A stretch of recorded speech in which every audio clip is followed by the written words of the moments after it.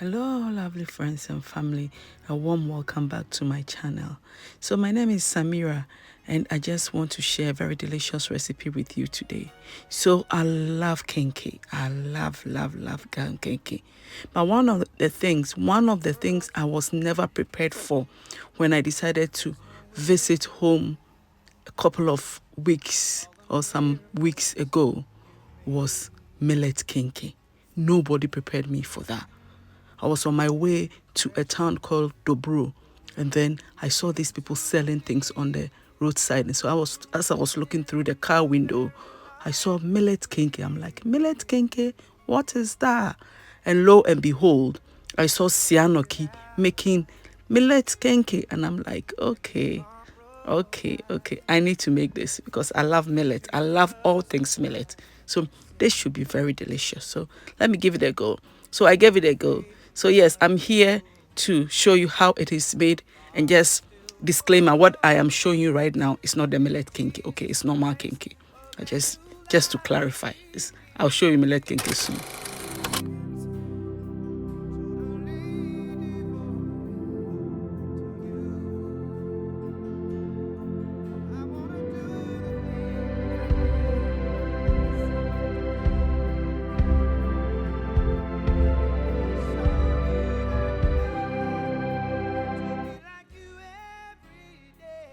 So the process of making Millet KENKEY is the same as making regular kenkey, okay, with maize, okay. It's just that you're using millet instead of maize, okay. So here I've added some vinegar to some water, and I'm going to soak my corn leaves or corn husk, okay, in it, okay, so that, like, it kills all any foreign germs that are not supposed to be there. Like, I'm saying foreign germs as if say they are local germs. The local germs are allowed to kill anything that's not supposed to be there, okay, right? So yeah, I'll soak it whilst I attend to other things. That's what I usually do. So whilst it is soaking and softening and hydrating and then killing germs, I'll be also attending to other things. So here's my millet.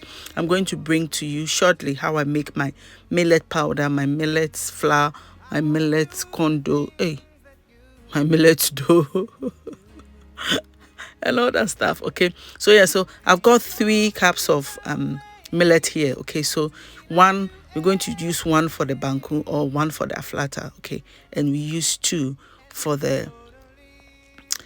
mixing, okay, the aflata. Yeah, the same process for making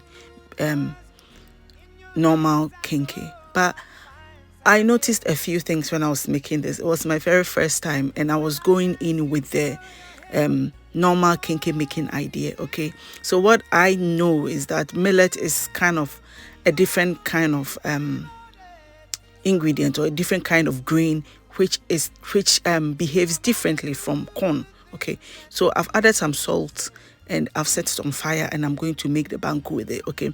So what I am showing you is what I am showing you, obviously, is what it is there. But what I want you to know is that if you want to try this, I want you to take notes of the measurements I'm going to put in the description box. That is what you should use. Do not use exactly what you've seen me do, okay. You've seen me use right now, because it won't work, right? Okay, so seriously, at some point I gave up on it. I'm like, okay, you're not going to work for me, because yeah, you're not doing what I want you to do, okay. But then I figured it out, and I did and I didn't want to record again. So recording a juma se munima a juma pa, especially when you're doing it by yourself. So just pay attention. I'll give you the measurements and the ingredients in the description box, and use that, okay. So now the banku is ready, and I've added it to my dry, or my millet dough, okay. And I am just mixing and making sure that it is thoroughly mixed, okay, right. Then we'll start molding it. That is just the same way we make kenkey.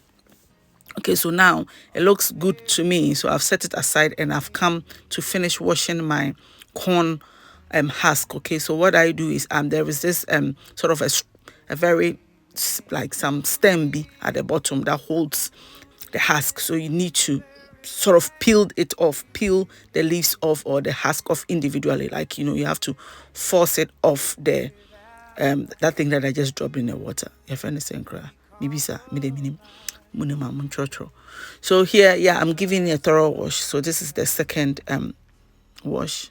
No, it's not, but the second wash you are seeing. So as you can see, the water is clear. So I'll just, yeah, it's ready for me to use. So make sure that you wash your corn husks thoroughly, especially if you buy it from the market.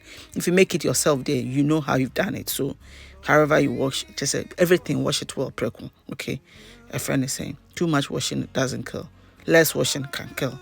But okay, so it's time to mold yeah, the kenkey, the millet kenkey, and yeah, you just make one ball of the dough and you put it in the corn husk. Okay, then you start to cover the exposed dough with more hot corn husk. Okay, so if you have big pieces, you can just use 2. If you have like smaller pieces, you can use 3 or 4, so depending. Okay, so once you put everything together, you just hold the big part of the batter and you just turn it, you just sort of twist it around and you push the tail inside, okay, by the side somewhere. Okay, so just as you see me do. Okay, so let's try it, another one for you to see.